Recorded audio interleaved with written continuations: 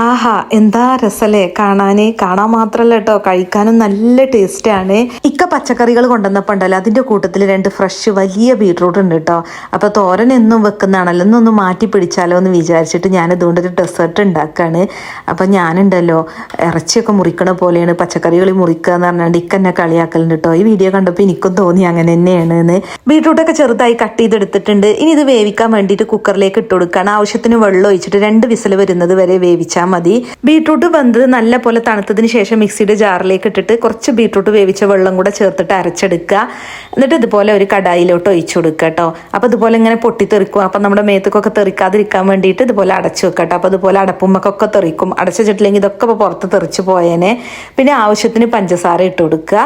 എന്നിട്ട് അതൊന്ന് അടച്ചു വെക്കുക കേട്ടോ. കണ്ണിൻ്റെ കയ്യുമ്മൊക്കെ തെറിച്ചിട്ടുണ്ട്. ഇനി വേണ്ടത് 2 ആപ്പിളാണ്.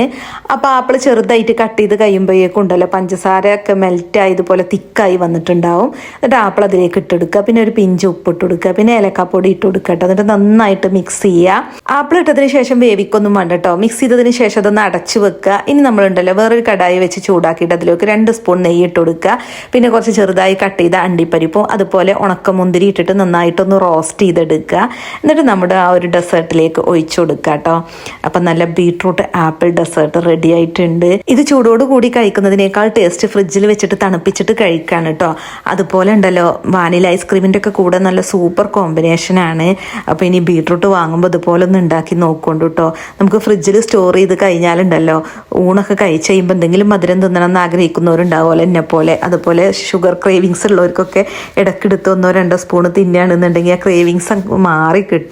പിന്നെ ബിരിയാണിൻ്റെ കൂടെ സെർവ് ചെയ്യുക.